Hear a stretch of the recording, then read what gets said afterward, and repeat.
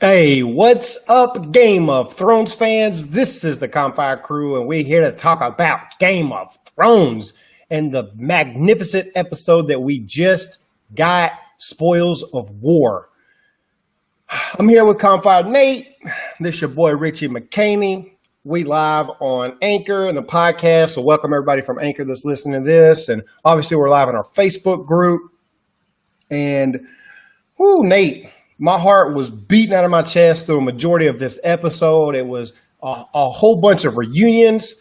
There was some tense moments. There were some good conversations. There were some good one-liners that meant a lot of things. And we're going to talk about all of them. And I guess we'll just go ahead and get this thing kicked off right now. Nate, let's go back and forth and let's talk about this moment number one, which is Bran and Littlefinger. Was awesome. So they're sitting there in the meeting. Yeah. Bran's sitting there looking just stoic like this, like, what you got for me, Littlefinger? I already know what you got to say, so go ahead and spit it out. That's what I was thinking. Littlefinger don't know what he's getting into. He thinks he's the master manipulator and he sees things that nobody else sees. Well, let me tell you who sees stuff that nobody else sees. Bran. It was really cool. And there's so many things you got to think about. Like when he was offering him the dagger, okay, because to me, I'm thinking, okay, so he's giving him this dagger. So now my brain's starting to, churn a little bit because even you brought it up, we mentioned it before, is that you see this dagger way back in the book when Sam saw the book, so we know it's, and they mention it, of course, it's Valyrian steel, which is great because you know what? We need more Valyrian steel blades. We get that. But it was really cool and it was really awesome to see that. But it almost, to me, it kind of like, what was he trying to accomplish? I guess that's the problem with what's his name. It's like, what in the crap is he doing? Like trying to build some rapport, or like, hey, I'm on your side. And the whole thing he always plays with, like, I loved your mother so much. And because I loved your mother so much, I'm loyal and faithful to House Stark and you guys. And here's this token of appreciation, this magnificent, rich dagger for you. And it's symbolic. It kind of felt like he was trying to do what he was doing with Jon. But he figures, because, Jon just cut him off. You know what I'm saying? Like, he went down there and was like, yeah, man, I'm here for you, blah, blah, blah. Jon's like, get the crap out of my face. You know what I'm saying? Like, that's what instantly happened. But it felt like he was trying to do the same thing with Bran, but he got a completely different reaction, which is the same reaction everybody gets, is Bran just freaking mind screws people with his knowledge of what he's seen. Mm-hmm. And that was, I loved it. When he's sitting there and when he utters, when Littlefinger says something, he's like, I'm sure it was chaos. When he says chaos, and Bran goes, well, chaos is a ladder. The look on Littlefinger's face was priceless. I loved it. It was like, oh, you just don't know who you just messed with. Well, Bran's just like, bro, I know everything. I know everything about you. When Bran asked whose dagger it was, I thought he was about to tell him whose dagger it was. Yeah, like where it came from. Yeah, I got excited too. I was like, ooh, I want to find this out too. Like I was really excited. Like I was like, oh man, we're all kinds of cool stuff we're gonna find out. Well, Littlefinger looked like he got punched right in the nuts when he heard that. He was just like, little cripple boy's got to go back across the wall because he's about to jack all my stuff up. But he gets up and leaves, and I can only imagine through the rest of the day, when you know somebody's got something on you that's that heavy, like, by the way, I'm responsible for everything. He was just wandering around sick the whole time at Winterfell. And I'm going to get back to him later on. I felt like he got to be worked up. You don't think that was coincidence? Obviously, we know it wasn't a coincidence, but in his mind, he's got to know, like, okay, Bran apparently has visions, blah, blah, blah. I don't really care about that kind of stuff. And then when we drop that line, he's got to be like, crap. Well, it was interesting because it was kind of like he was like, oh, man, this is going to be cool. I'm going to give this. It's going to build me. It's going to really make me look good. But he doesn't realize what Bran knows.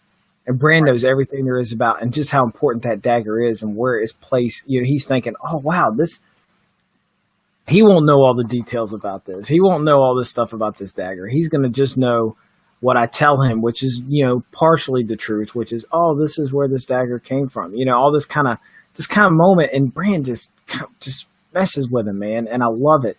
And, something else I thought was kind of interesting that was part of the scene was when Mira walks in and she's talking to Bran. And you know what? This poor girl has done a lot. Oh, yeah. And Bran ain't giving her nothing back. Like he literally isn't giving nothing. And it was funny how she basically said, and she's like, you died in that cave. Basically when the older Three-Eyed Raven died, he died too, because it basically, everything went to him, and he's never been the same since. So it was just, it was a powerful scene. I think that part kind of gets left out because of the magnitude of everything else that took place. But Mira was awesome, and if we don't see her again, she definitely made a big contribution. That's for sure. True. Are you going to take us into the next point? Or you want me to take I'll go into the next point. I thought maybe you had something else to say. Oh, I do. I got a lot of stuff to say, but not over that. Okay, well, on the moment number 2, Arya returns home. It was a great scene. I loved the fact that she went to the crypt. I thought it was really awesome, that moment when she mentioned, she's like talking about like the statue of her dad, and she was like, it doesn't look nothing like him, and she was like, someone who knows, they basically were talking about someone who knows his face, and she was like, well, we do. And it's funny because, it's kind of, we know what she does. She takes people's faces, I mean, she's an assassin, I thought that was funny when she mentioned that. And I'm just like, I mean, yeah, you could probably carve out a pretty good likeness of his face. I mean, you do know a lot about faces. So I thought that was kind of cool. I liked that scene. The scene when she went to Bran, because it was like, Bran's just like, hey, how's it going? He's all crazy and stuff. She's hugging him. And then, of course, she's like, your list. And it's funny because she mentions her list to Sansa, and Sansa's like, oh, ha, ha, ha, that's funny. She shrugs it off, exactly. But then when Bran mentions it again, she's looking at her like, whoa, wait a minute. And just the whole thing was great. And then he gives her the sword, he gives her the blade, which is unbelievable. We already know we want Arya to have a Valyrian steel blade. Now she does. And the significance of it, I'm sure we're going to find out sooner. Maybe next season, but it's definitely important for her to have that sword or that dagger. The whole scene was great. I loved it. There was so much within that whole scene. There was a scene when she was sitting there looking around Winterfell, and I kind of got chills because I was like, it's been a really long time since she has been inside those walls. Mm-hmm. And I just kept thinking about when she had shot the arrow, and like she was just this little tomboy girl running around. And she hadn't seen it for such a long time that she's been on this journey. For her to be back was kind of emotional. And then when Sansa gets there, there was still that conflict between that conflict between the two. That there was just this tension still. And Sansa asked, like, "Who's on your list?" And when they said that, I just thought it was funny. I was surprised Arya laughed it off. I thought Arya was going to be like, I'm not joking. It makes me want to go back and watch way back when, because I'm trying to remember, and somebody who's probably a little bit more keen on it because it is really late, and I'm trying to think while I'm trying to plug my computer up. That's why I'm halfway off screen, because I realize it's about to die. But I feel like was there ever an incarnation of her list that had Sansa's name on it? I don't think so. I don't think she put any of her family on there. I don't think it did either, but I do feel like she was pretty upset with Sansa towards the beginning. You know what I'm saying? So I don't remember if there's ever a moment where but even then, remember she said, she's like, I thought, when did you kill Joffrey? Because I was really hoping you did. You remember that? So like, I feel like maybe it was never that way, but I feel like she definitely hated and wanted to kill pretty much everybody that was around Sansa during that whole time frame. Yeah, I'm sure she did. Brandon said the guard scene right there was fantastic, and it was awesome. And I watched, if you watch on HBO app, you get like the behind the scenes, like more about the episode. And they went on to talk about it, that it was supposed to represent Odysseus when he returns from, his Odyssey, from Greek mythology. And he comes up, it's like nobody recognizes him, and nobody recognized Arya, didn't believe who she was. And, those guards sitting there talking smack. I was waiting for the fat dude to get stuck. Yeah, I was waiting for that. Honestly, if I was like, dude, you're about to get gutted. 100% about to get gutted. And she just sat there, shows how mature she is. Like, she's just calm and talks smack. And then, like, she dodged the fist. And then I liked how she asked for all the people who she thought would have been there. Mm-hmm. She asked for the old maester and things like that, and like, oh, nobody's here. That person's not there. Like, which lady? So all those people that had already come and gone and died, and I think that her asking for that was what made Sansa believe it was her. Yeah, because she knew how she was asking for people that were there when they were there as kids, and they're no longer there anymore. So who else would know that? You know what I'm saying? So it was a good moment. It really was. Bryn says no, but I think Littlefinger was on one, maybe. Well, it was on one list. Was on a list at one point. Okay, well, see, and that. Well, see, I feels was thinking about that. Remember when she looked, she was like Littlefinger. Even when they were there, she was like, "What's he doing here?" And then she said, and even then, when Littlefinger was watching, skipping ahead, but when he was watching her when she was sparring, she gave him that look of like, "Oh, we're going to get to that look. We're going to get to that look. We're going to start with another moment first, and that's when Jon takes Dany to the Dragonglass cave. We finally get to see it." Man, I have to be honest with you. I'm surprised by the chemistry that I'm feeling just from an actor standpoint between Jon and Daenerys. I honestly wasn't expecting, because I haven't really felt much from, I'm just going to be honest. I haven't felt much from Daenerys as far as an actress standpoint within this whole show. I mean, she's got awesome epic scenes. I'm not taking nothing away from her. I love, I guess, her character and stuff, but she's been kind of reserved from like non-emotional types. Like, I don't know. I've felt a real chemistry, I'm not even lying, between those two. And maybe it's because in my mind I want to see that, and so I'm putting more into it. But they was giving looks to one another, getting down in the cave and stuff, and I was just like, man, this is dope. Someone else, and because me, I'm listening and I'm watching, I'm taking in so much information from other sources about Game of Thrones constantly. But something I remember, one of the things I listened to, they were talking about how they never really thought that neither of them as actors were that great. Like, they definitely weren't the best people in the series as far as their acting skills. Because, they're still younger actors. They're not, but like, you have someone like Davos that could just really steal a scene. Someone like Peter Dinklage, Tyrion, who could steal a scene. Characters like that who are really good. They haven't been able to steal the scenes because a lot of times they're surrounded by so much better talent than they are. But the worry was that when they came together, would they have that chemistry?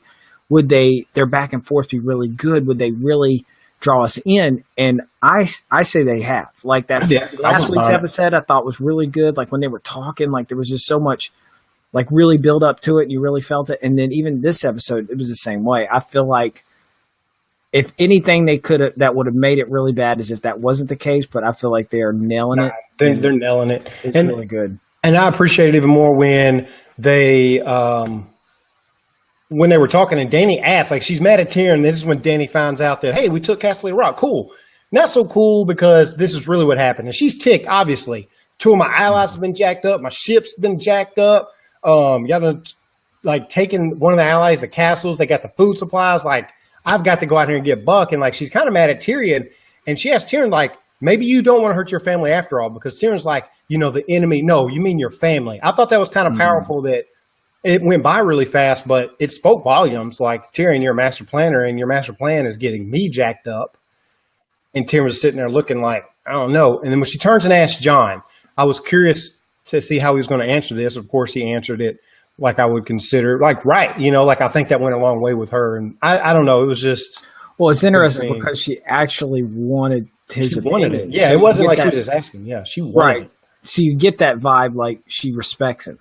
You might not have gotten the respect vibe early on in last episode, not like they've been around each other that long, but the last episode, you didn't get that kind of like respect. It was more that trying to show, kind of fluff yourself up like a bird, trying to show your feathers, stick your chest out, trying to really show you who they are. And then now she's kind of like, okay, I can hear from conversation with you that your morality is sort of on the same plane as me. You think and you feel, I want to see what you think, which I thought that was a powerful scene, but it was funny because I thought about this too, because, she's getting on to Tyrion about family. So she's like, you don't really want to hurt your family. So she's like, I need to ask somebody else. I know, I'll ask somebody who's my family member, but don't know it, which I thought was funny because that was, we all know it. We all know does. Because we know it. Every time I see dragons and Jon in the same scene, I get excited. And you saw him in the background. I was just like, "Come on up, little dragon. Come on up. Like, just come up and give him a sniff. Just sniff him and then like lick him or something. Like a puppy. Yeah, really get you. But yeah, no, that was interesting. Now, something I want to talk about. I want to go back to this cave scene for a second because I also thought about this, which kind of threw me off a little bit. Was remember they're in the cave and it makes you want to go back in your mind and think about, because we realized that the Children of the Forest created the White Walkers. Yeah, the tree people. So then they created them. They got out of hand. So then they teamed up with, with the First Men. Right. What's interesting is that they got these cave paintings all the way on Dragonstone, which seems like in your mind you think, well, why the crap would they be all the way there? When you think about it, because most of that stuff should have taken place up north.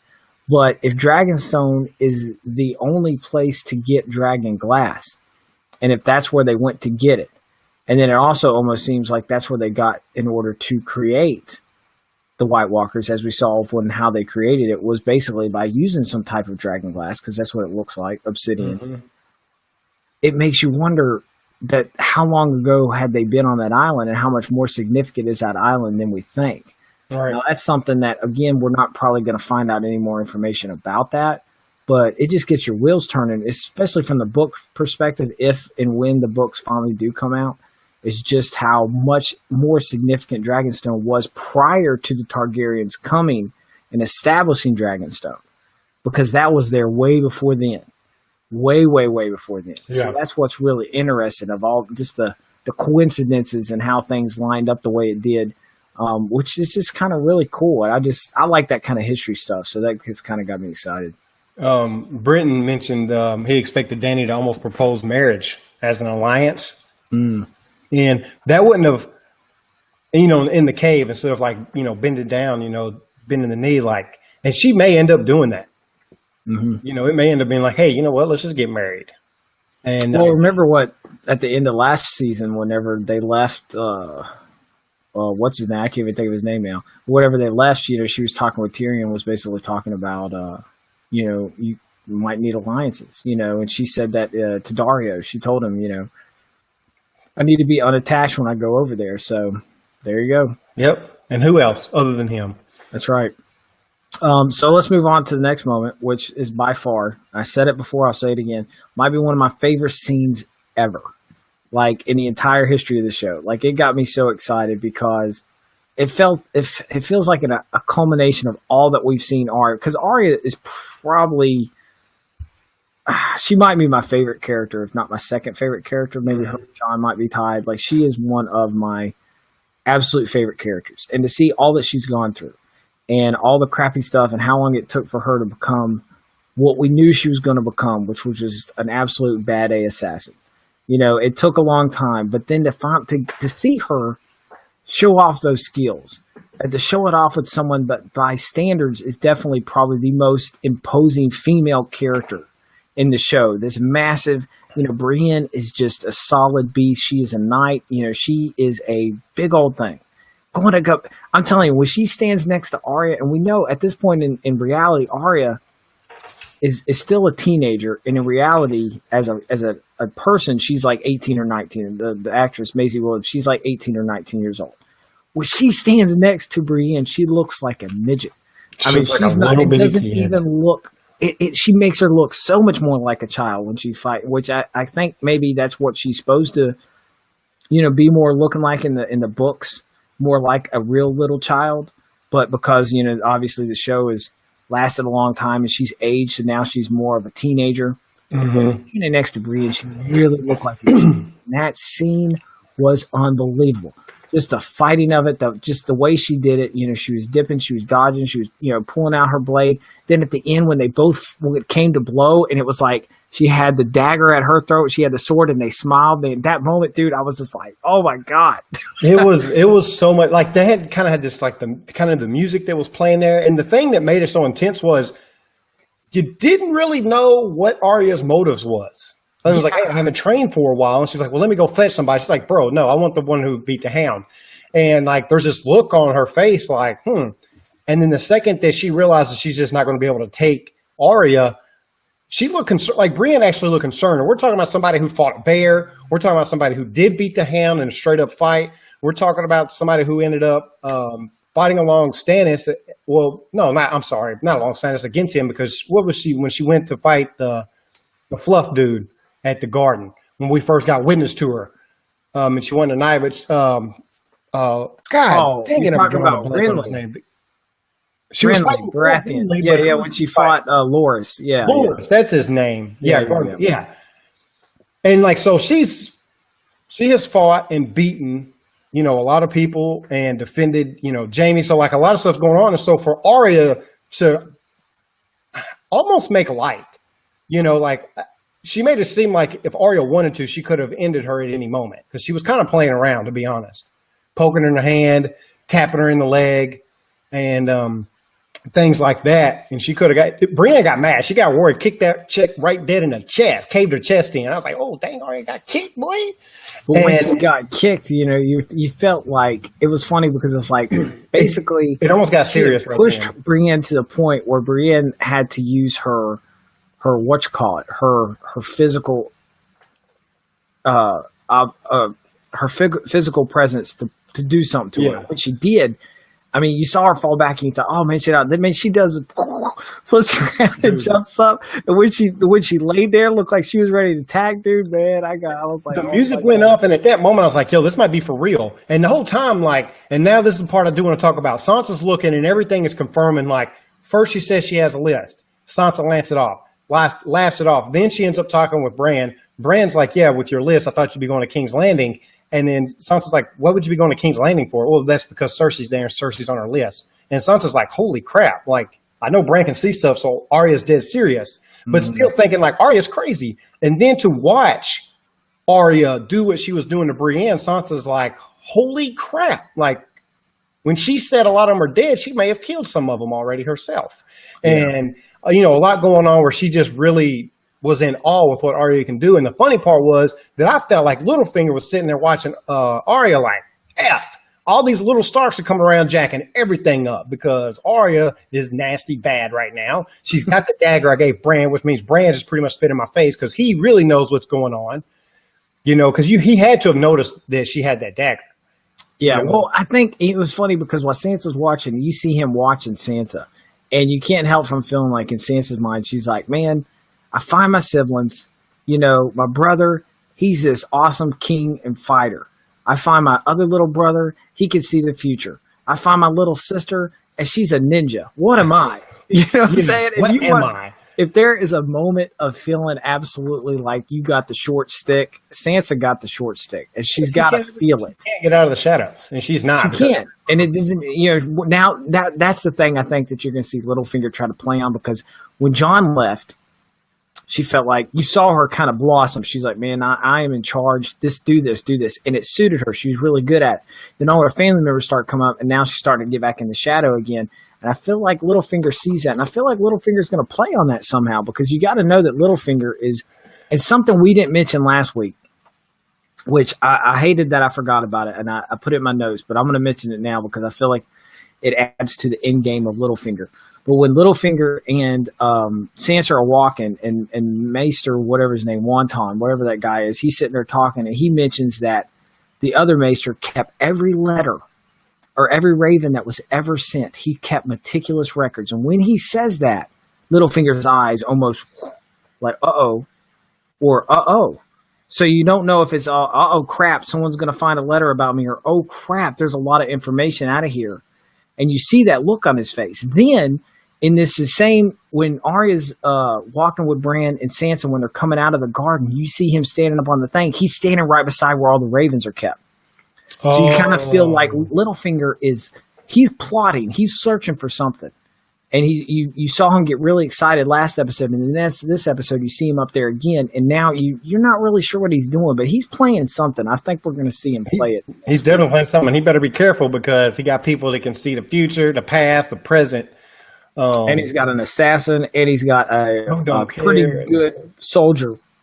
Everybody wants a piece of Littlefinger. And another thing I'll mention real quick within the fight was like, I knew it. I quoted it before she said it. I loved how they picked up on him. When Brienne asked, like, who taught you that?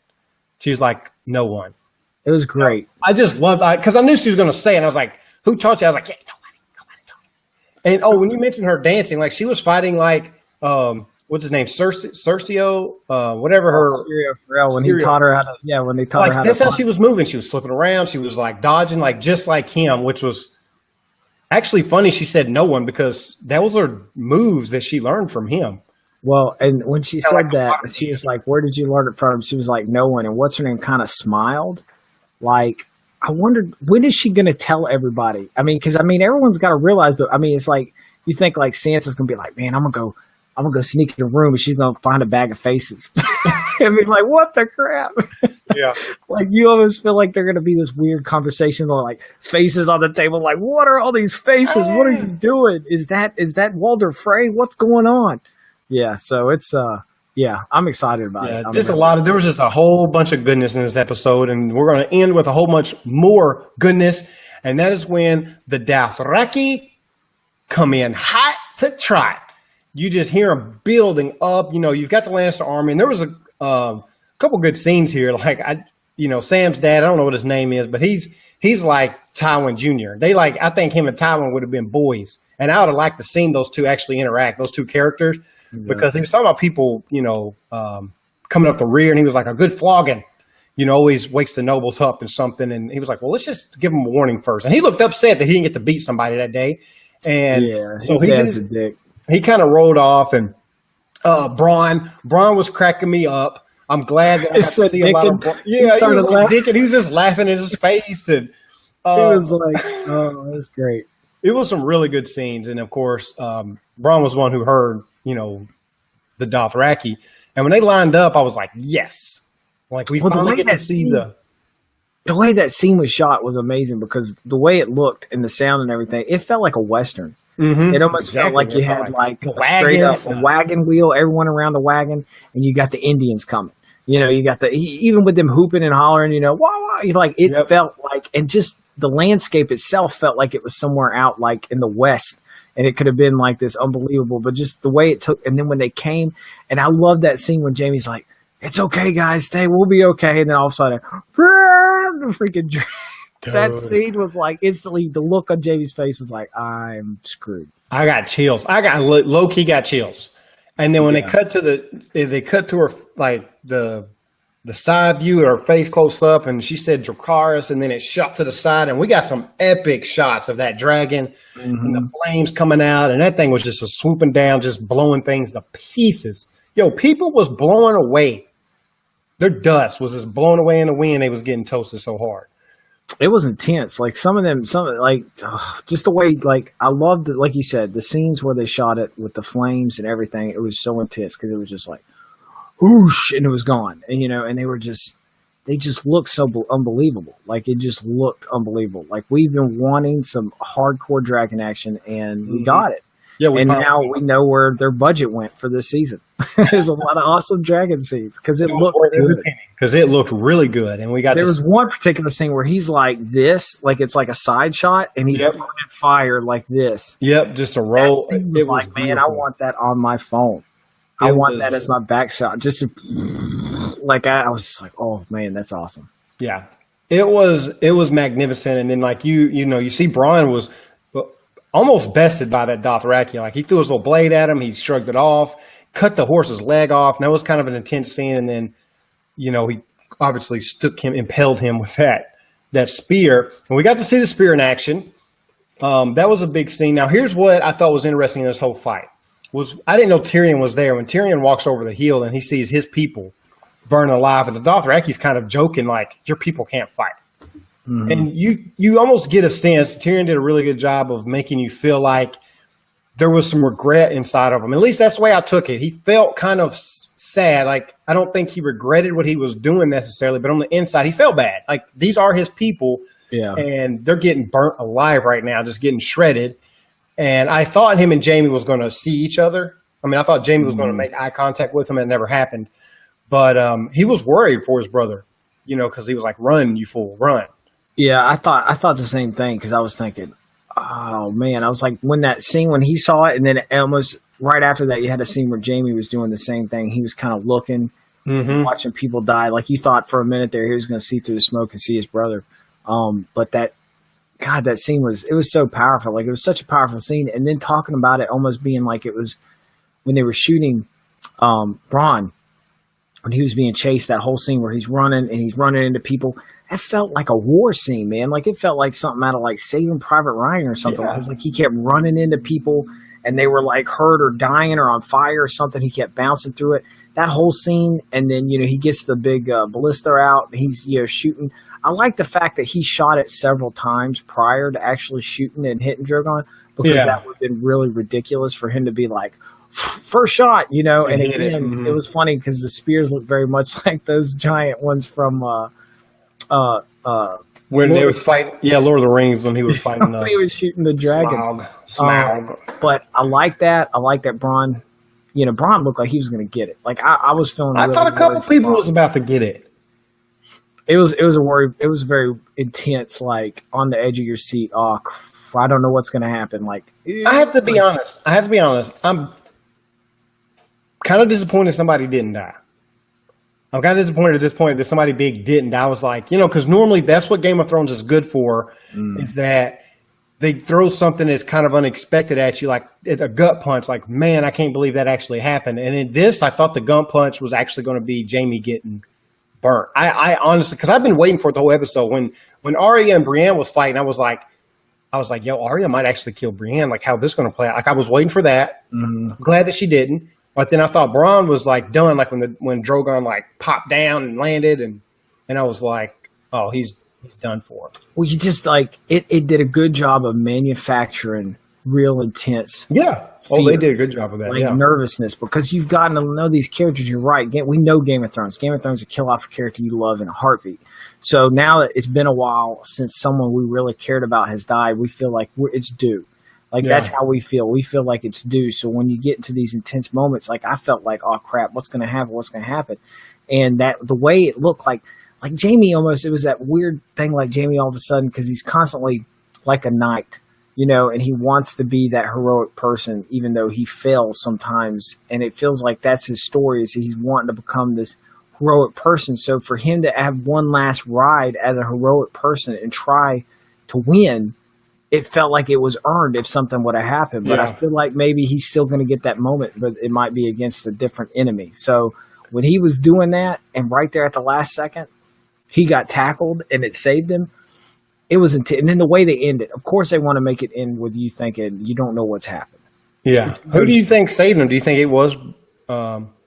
I think it was Bronn, because I was talking, like me and my wife were talking, and we were looking at it, and I even said, I was like, I think it was Bronn. She said, well, I think the guy who hit him looked like he was wearing armor, so I guess it could have been Dickon. Remember Dickon? Yeah, I was thinking it was one of those two, and they might, because they didn't show it, they didn't show who it was. Like maybe they was leaving it open. Then I was like, yeah, they could. I don't know to what advantage, to what appeal. I don't know how that. The only thing that made me think otherwise is then I said and then I thought about it for a minute, and I remember going back to when Bronn, when they blew, when Drogon got real pissed off at that freaking ballista after he blew it up, and then he crushed it. He's like, screw you.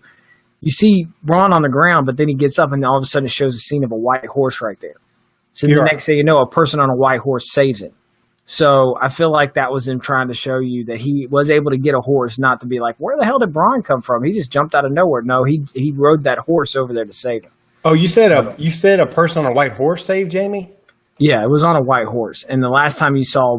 Man, I didn't see no white... How you see a white horse? All you saw was Drogon's... Because when you saw him hit it, you saw two horses, and it was a white horse. Go back and watch it. I will go back and watch it. I didn't think it was a horse. I thought it was just a man running and jumping.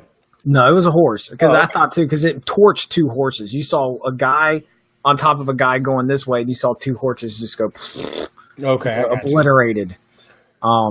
Yeah, I will be watching this episode probably at least 2 more times. Probably when we get done making this video, I'm going to go watch it again. Yeah, I may have to watch it again. Theon, man, what'd you think about... because that was another reunion. I was like, crap. I was like, Theon and Jon getting to meet now. Like, there's just reunions for days going on in this episode. I thought it was funny because when he got up there and he's like, hello, Jon. I swear when he said that, I thought of him from John Wick, from the first one. Because remember, he says, like, hello, Jon. Like, I was like, dude, he used the same exact voice when he said that. That's funny. But when he said it, he was like, hello, Jon. And you saw the whole time Jon's the look in his face is like, I want to smash this guy's head. And then when he walks up to him and he grabs him, and I was like, oh crap, he's gonna beat him up. And then he was like, if it wasn't for Sansa, he's like, I would kill you right here. And I mean, yeah, that's it. That's pretty much the only reason why you're not getting killed. Yeah, I'm surprised he's still alive. He manages to face the odds and keep on kicking. So now what excites me for next week's episode? Because, we saw that little preview and it looked like Danny comes back with the dragon screaming at John. There was that scene where you see her coming back and he's standing there. And the dragon's like mouth wide open. I was just like, what's going to happen? I want to see that soon. He's going to come up and he's going to be like, I love you. Like there's going to be, I don't know what's going to happen. I don't know what's going to happen either. I don't know what's going to happen. I want him to get blasted with fire. Oh, I didn't even think about that. It'd be like whoosh. He's like, I'm the target. But why would Danny do it? Like, she's obviously for him. So I mean, that's not going to happen. I feel more than likely would be that for him to land and for somehow like him to like, I don't know, like maybe him just sniff him. You know what I'm saying? Like, could you just see like him just sniff him and be like, because he doesn't. The dragons don't really interact with anybody but Danny. Besides flying around and doing stuff. So what if he just acknowledged him? That would be the thing. Let's say he just sniffs him or acknowledged him. And it didn't answer any questions for the characters, but it raised questions. Yeah, if anything, for us as fans knowing it, we're just like, ooh. Yeah. But for them, they're just kind of like, that's weird. Like, wait a minute, this is the guy, then he go all the other weird stuff from last week. We're like, wait a minute, he came back from the dead? What? It's like, I was starting to add up. I would love it if, because we don't see any of the other dragons. We only see the one.